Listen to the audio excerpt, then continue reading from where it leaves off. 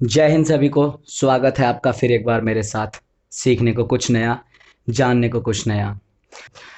पिछले वीडियो में मैंने आपको ट्रेनिंग से जुड़ी डाइट के बारे में बताया था, वो भी सिर्फ एंडोरेंस ट्रेनिंग से जुड़ी डाइट के बारे में, यानी कि जो लंबी दौड़ वगैरह करते हैं उनके लिए।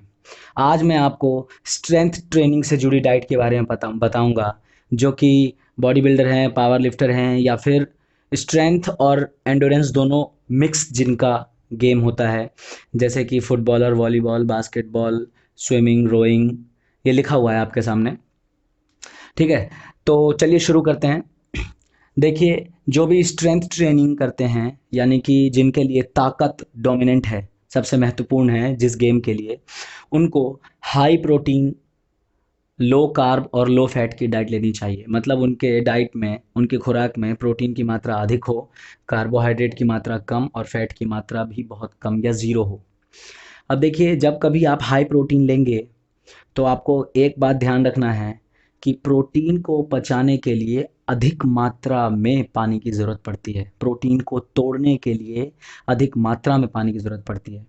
इसीलिए जब कभी आप हाई प्रोटीन डाइट लें तो पानी भी भरपूर मात्रा में पिएं, क्योंकि प्रोटीन जब टूटता है तो प्रोटीन में नाइट्रोजन होता है। आप जानते हैं, आप मेरी पिछली वीडियोज़ में पढ़ चुके हैं।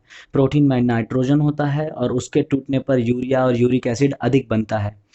तो इसीलिए ज़रूरी है कि अधिक पानी पिया जाए, ताकि यूरिया और यूरिक एसिड शरीर से फ्लश हो जाए आसानी से, शरीर से निकल जाए आसानी से। समझ रहे हैं? प्रोटीन ज़्यादा लेने पर गर्मी भी ज़्यादा महसूस होती है। अगर आप नहीं लेंगे तो अगर आप पानी ज़्यादा नहीं पिएंगे तो वो गर्मी अंदर ही अंदर बन जाएगी। और कई जो नए उम्र के एथलीट होते हैं जो ट्रेनिंग कर रहे हैं, जब वो ट्रेनिंग करते हैं स्ट्रेंथ और एंडोरेंस भी, अगर आप ट्रेनिंग कर रहे हैं तो टेस्टोस्टेरोन शरीर में ज़्यादा बनता है। और जब आप हाई प्रोटीन डाइट लेते हैं तो शरीर में गर्मी भी उसी हिसाब से अधिक रहती है। इसीलिए हमें अधिक पानी पीना चाहिए ताकि वो शरीर की गर्मी का काट करे।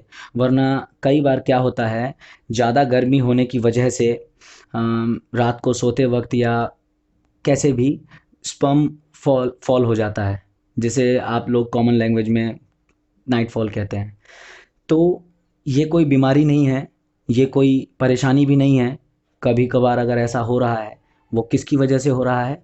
हाई प्रोटीन डाइट की वजह से बॉडी में गर्मी बन जाती है। तो आपको कुछ बातें ध्यान रखनी है इससे बचने के लिए। पहला, आपको पेट के बल सोना बंद कर देना होगा जब आप हाई ट्रेनिंग कर रहे हैं, हाई प्रोटीन डाइट ले रहे हैं तो। दूसरा, आपको अधिक मात्रा में पानी पीना है ताकि शरीर से जो वेस्ट मटेरियल है वो फ्लश होता रहे, शरीर की गर्मी कंट्रोल रहे। और तीसरा, आपको माइंड साफ रखना है। आजकल के नए लड़के पॉर्न वगैरह ज़्यादा देखते हैं, उसको बंद करना होगा, क्योंकि जितना क्लियर माइंड रहेगा उतनी ही कंट्रोल्ड आपकी बॉडी रहेगी। अगर आपका माइंड क्लियर नहीं है तो बॉडी भी कंट्रोल्ड नहीं रहेगी। ठीक है, तो जब आप स्ट्रेंथ ट्रेनिंग करते हैं तो ट्रेनिंग से पहले आपको क्रेटिन लोडिंग और ग्लूटामाइन लोडिंग ज़रूर करना चाहिए, क्योंकि मैंने आपको बताया कि जो हाई बर्स्ट ऑफ एनर्जी होता है, हाई बर्स्ट मतलब अचानक से जो विस्फोटक एनर्जी हमें चाहिए, तुरंत एनर्जी का जो सोर्स चाहिए, वो क्रेटिन हमें प्रोवाइड कर सकता है।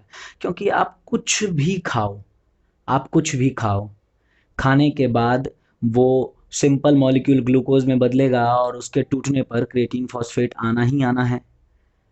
तो डायरेक्ट क्रेटीन फॉस्फेट थोड़ी मात्रा में लेकर शरीर में इकट्ठा कर लेना चाहिए। और ग्लूटामाइन लोडिंग भी ज़रूरी है, मैंने अभी आपको पिछली वीडियो में बताया था। और क्रेटीन और ग्लूटामाइन के लिए एक अलग से ही वीडियो बनाऊंगा, ताकि फुल एक्सप्लेनेशन मैं आपको दे सकूं कि ये क्या है, कैसे इसका फ़ायदा होता है, क्या इसके साइड इफ़ेक्ट्स हैं या नहीं हैं। किसी भी प्रकार का प्री वर्कआउट आप मत लीजिए ट्रेनिंग से पहले, क्योंकि अगर आप प्री वर्कआउट लेते हैं तो शुरू में तो 2-4-10 दिन में ये असर दिखाने लगेगा आपके शरीर में, और आपको, आपकी ताकत को, आपको लगेगा कि आपके अंदर बहुत बहुत ज़्यादा करने की क्षमता है, आप और कर सकते हैं और कर सकते हैं।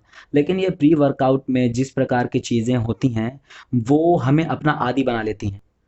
आपकी हार्ट बीट को तेज़ कर देगा ये, दिल की धड़कन तेज़ हो जाएगी, ऑटोमेटिक शरीर का टेम्परेचर बढ़ जाएगा, जो क्षमता आपको 10-12 मिनट 15 मिनट वार्म अप करने के बाद आनी चाहिए, वो प्री वर्कआउट का हाई डोज लेते ही थोड़ी देर में हो जाता है शरीर में।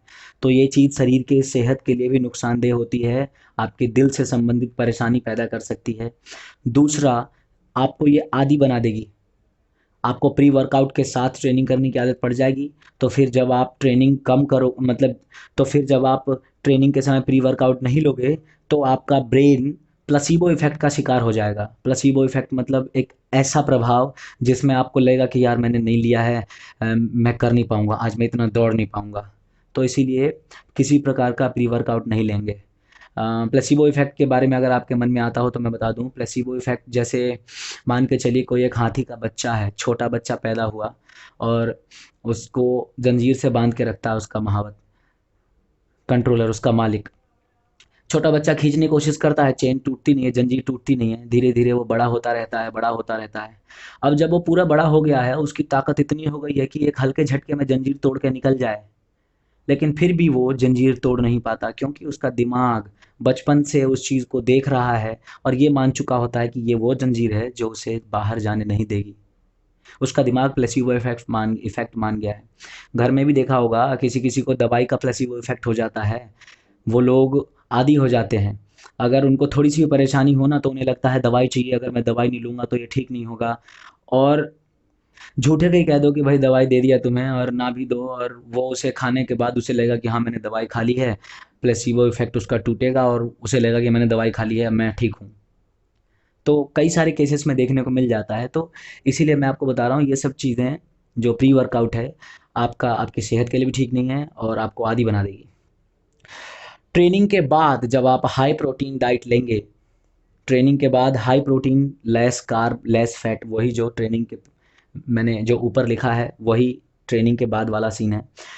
ट्रेनिंग के बाद अभी आपने ट्रेनिंग ख़त्म की, तब से लेके 24 घंटे तक या 48 घंटे तक, 24 तो कम ही रह जाता है, 48 घंटे तक आपके शरीर में, क्योंकि आप स्ट्रेंथ ट्रेनिंग कर रहे हैं, ज़्यादा मसल्स टूटती हैं, ज़्यादा खुराक की ज़रूरत है, आपके शरीर में रिपेयर की प्रोसेस चलती रहती है। तो 24 से 48 घंटे तक 1.5 से 2 ग्राम प्रोटीन पर केजी बॉडी वेट, यानी कि मेरा वज़न 70 किलो है, तो कम से कम 100 ग्राम प्रोटीन मेरे शरीर में जाए, ताकि शरीर में रिकवरी हो, जो नुकसान हुआ है वो ठीक हो, ताकि मेरी ताकत बढ़े, मेरा साइज़ बढ़े।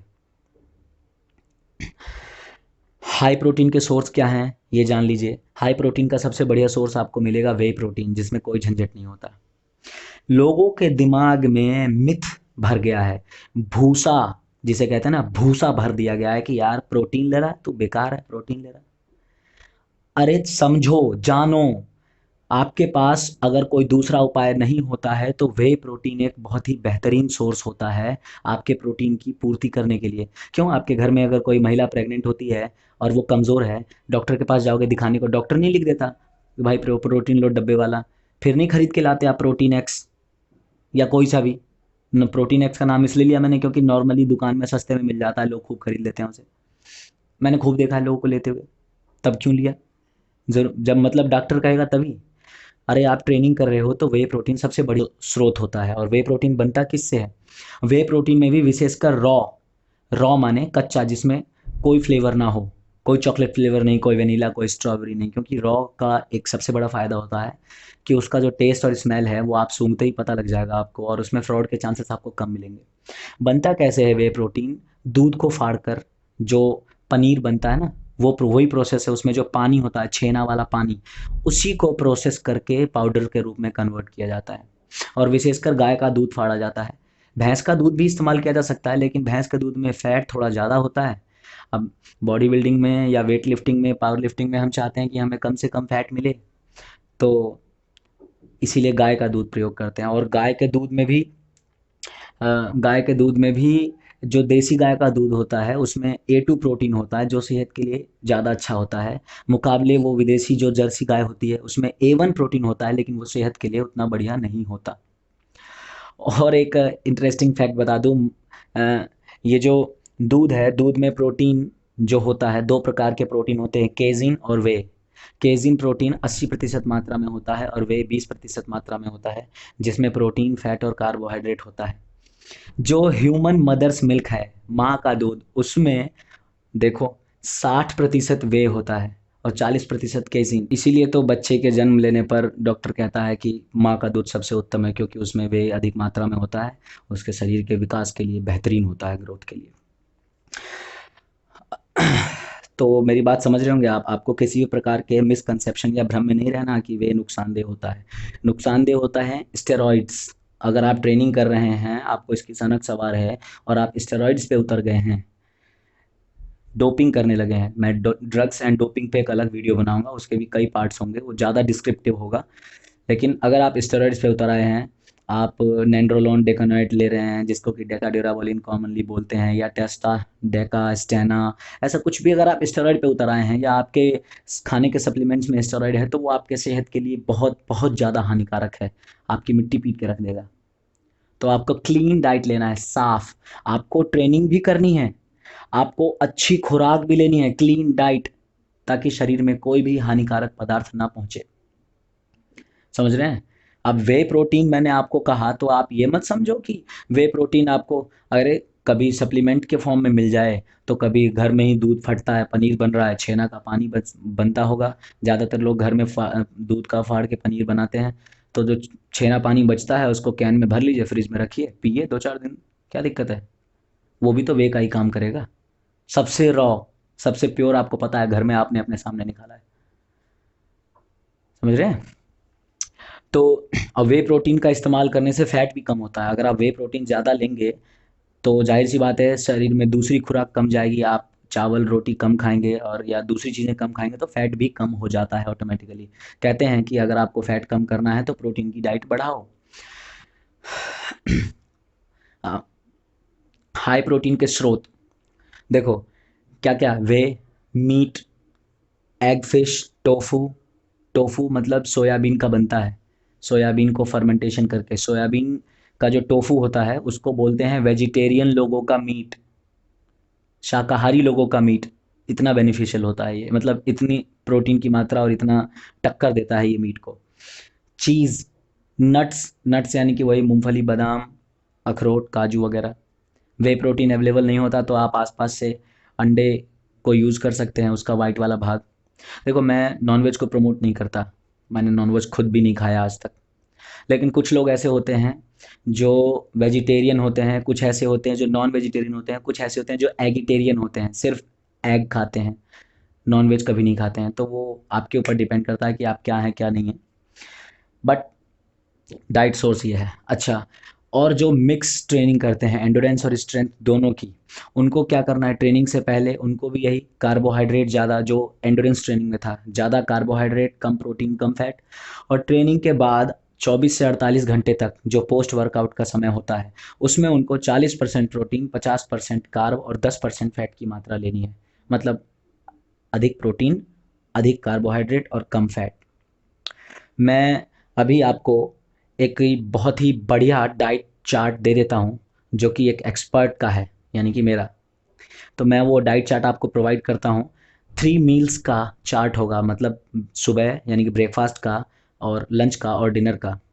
आप देखिए कि उसमें बहुत सारी चीज़ें मैंने लिखी हैं, उसमें से जिसके लिए जो एसेसिबल हो, मतलब जो उपलब्ध हो, वो अपने हिसाब से चुन के, अपने स्वादानुसार, अपनी ज़रूरतानुसार और अपने पास उपलब्धि के अनुसार, आपके पास जो उपलब्ध है उसके अनुसार आप उसका प्रयोग कर सकते हैं।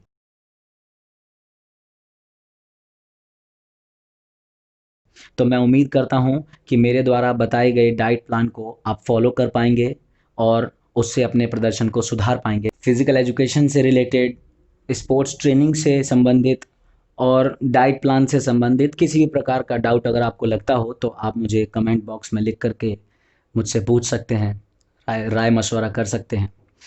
आपके सुझाव को देखकर मैं और भी बेहतर से बेहतर करने की कोशिश करूँगा। तब तक के लिए जुड़े रहिए मेरे साथ, लगे रहिए, सीखते रहिए। जय हिंद।